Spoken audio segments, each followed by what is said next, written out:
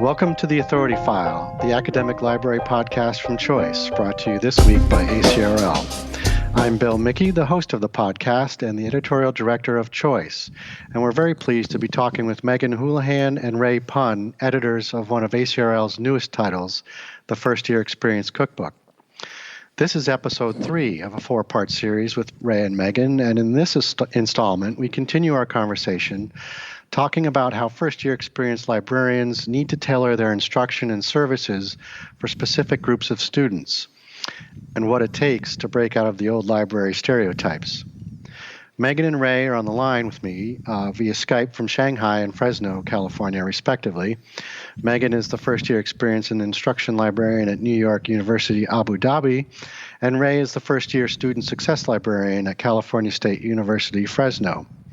Together, they edited the First Year Experience Cookbook. It's a collection of recipes, which are basically activities for spicing up any first-year experience program. The First Year Experience Cookbook is available now online at the ALA store. Okay, I want to touch on something we've been kind of hitting on here and there with some of the earlier questions, and that is, looking at the student population and taking into consideration, their backgrounds, whether they're transfer students. And you guys address this in the book itself, whether they're transfer students, international, honor students, and even, as we mentioned earlier, what their opportunities and experiences were in secondary education, and how that all informs their first year experience. To the extent that you can, talk about that. How that all kind of funnels into, as Meggan, you've mentioned a couple times now, the concept of getting to know your students. And I imagine this would play into just dialing in the instruction in a way that sort of helps everybody, both generally and individually. How do you accomplish that? And Ray, why don't we start with you? That's a really great question. And it's actually, personally, for me, it is a lot harder to get in touch with all the first-year students because there's about 5,000 of them. They all have usually like a second job, and they have busy schedules, and some of them are non-traditional students, so they have families and all this, in all these contexts. And so for me, it's more about developing and enabling programs and tools that foster teaching and learning for the students. So collaborating with the instructors, creating learning tools, modules, and so forth that help enable the instructors to teach research in their courses. And at times I would go to many of the workshops to do information literacy one-shot. But in terms of like the other kinds of student groups, like I've been able to work closely with our international student office, so engaging with all the new international students during orientation, that's more scalable, right? Mm-hmm. When we first years, it's about scalability and how much you can do, because I think it's going to be challenging for any new first year librarian, experienced librarian, to really meet with all these first year students, but in a way that it's possible for certain other groups. Like another example is transfer students. I'm working with the department to figure out ways to engage with transfer students in the spring semester because they have a series of orientations and it's much smaller. But the first year students itself, we could set up a lot of tabling events, a lot of emails to engage with the faculty and with the students that I meet with. So it's a work in progress. And I think major institutions are also identifying ways to touch all these students and in a way that helps them succeed.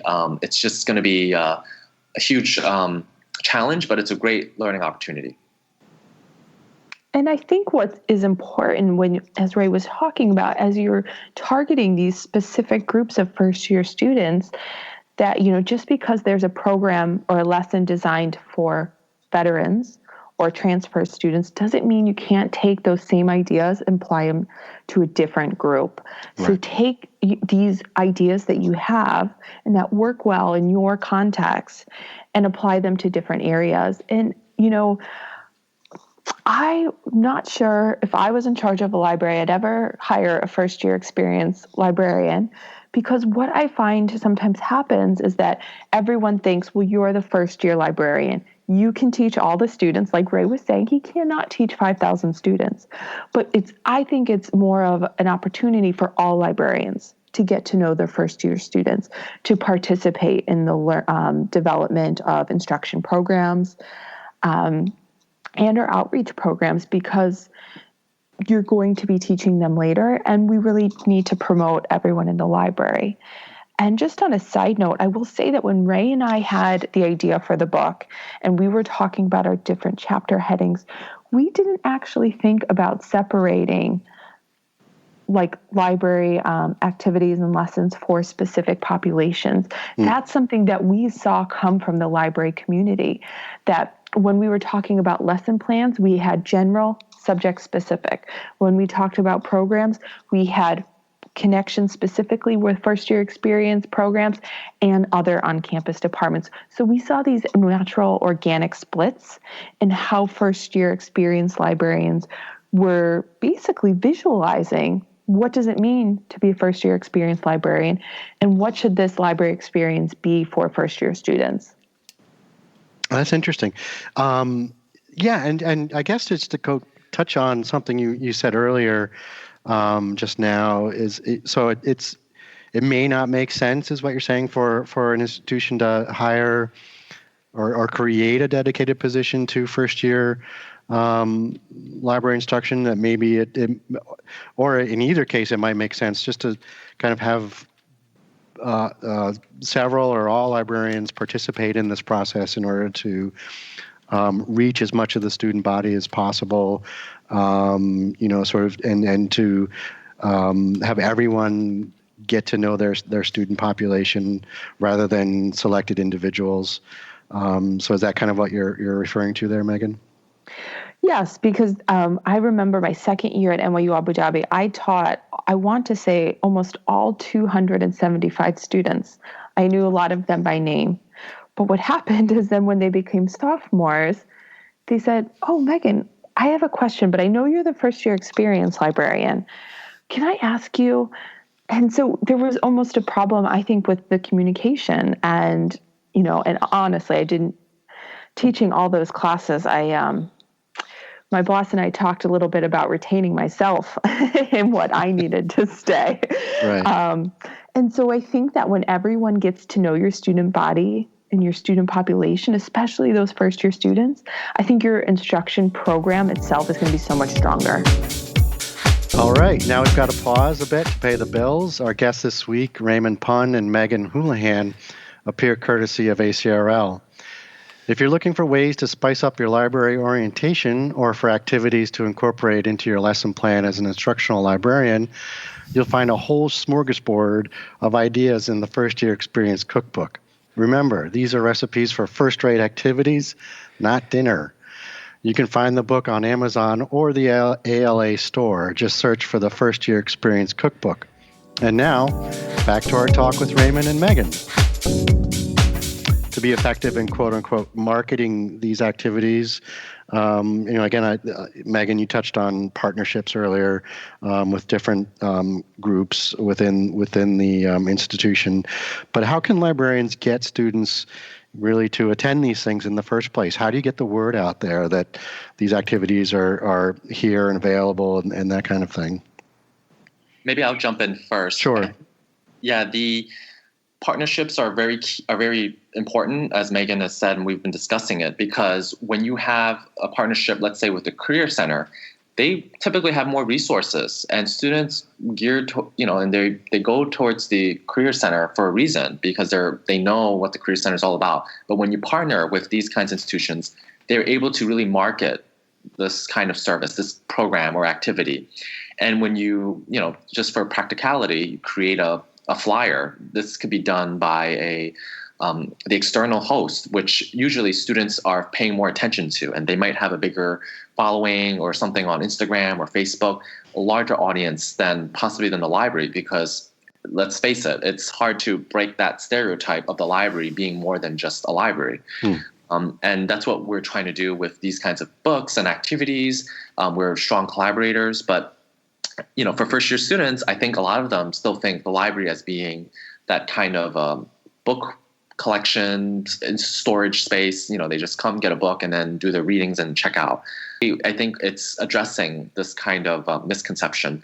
But in terms of just getting students to attend these events, I think needs to be a lot of word of mouth and collaboration.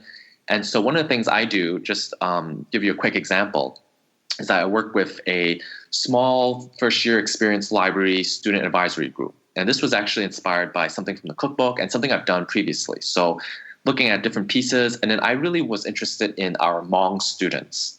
So there are a lot of Hmong communities at Fresno, but the thing is, from what I've read and what I've heard, a lot of students from that community, they're usually first generation, so first in their family to go to college, and so it's very whole new experience for them.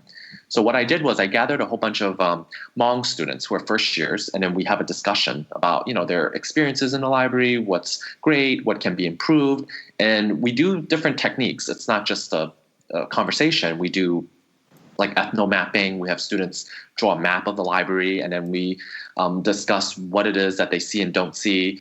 And it's a good way to understand, okay, if the map isn't fully detailed, that means that they're not going to the library as much. And I ask them, why is that? And they say, well, I have a second job, or I have to go home and take care of my mom, or so forth. And I think that tells me a lot more about their life outside of the school.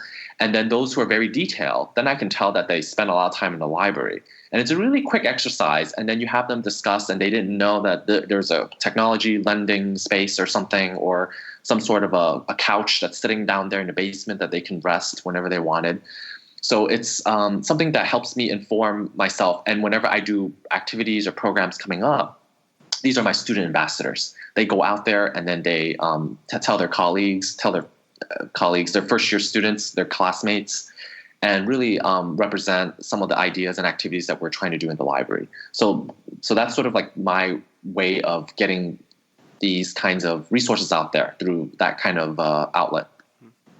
And I think that Ray and I, over the course of this conversation, and hopefully it also comes from the book, is that we really want librarians to think about incorporating evidence-based research into their instruction practice and their instruction programs. So a lot of the examples we're giving you are actually, the authors of the Cookbook and ourselves conducting assessment, taking that data and actually doing something with it, improving our lessons, improving our programs. Because, honestly, if I had the answer to this question, I'd probably have a bigger paycheck, right? How do you get students to actually want to come to a library workshop? I don't think that, just making nice posters and having, a big social media campaign is going to work. I think you have to, like Ray and I have been saying and alluding to all night, is get to know your students. What is going to connect to them? What do they actually need? And then start from there. So taking that evidence-based research and incorporating it into your practice. Yeah, I'm really glad you guys have that assessment section. And that it's not just a sort of one-off of all these activities. That there does need to be some sort of accountability at the end of the day, where you're sort of measuring the successes or the failures and taking that into account as you build your programming or add on to your programming going forward. And so I guess that's sort of the point of that section then, I guess, right? Correct. Yeah. And I think that a lot of librarians, you hear the word assessment and you think, one more thing that I have to do on top of everything else. And it really doesn't have to be scary. And so that a lot of these recipes are really small steps. You can implement them on a small scale. And my favorite chapters come from the assessment chapter. I think that there's some really creative ideas, working with limited resources, limited time, but ways that you can actually make evidence-based decisions to improve your programs. Right. speaking of, why don't we, what are some of the highlights of the book for you guys in terms of, what were some of the, either Meggan, in your case, in the assessment section, or Ray, maybe somewhere else, what stood out for you, as a particular favorite? And Ray, why don't we jump over to you for that one? Yeah, I wanted to just be PC for a second and say all of them are my favorite. Of course. All the contributors are listening probably. But I do want to point out that the first year experience cookbook, this one, cuts through all the disciplines. It cuts through, as Meggan was saying, and we were discussing it, that it's not just first year. It really cuts through all these different tracks and areas, and that's what makes it so interesting for these kinds of positions, because we're constantly working with first year in education, or first year in history, or first year in biology, and so forth. So it's an interesting way to see how they all come together in this book. And one of my favorites is actually the do-it-yourself zines. So there's a couple of zine. I do like that.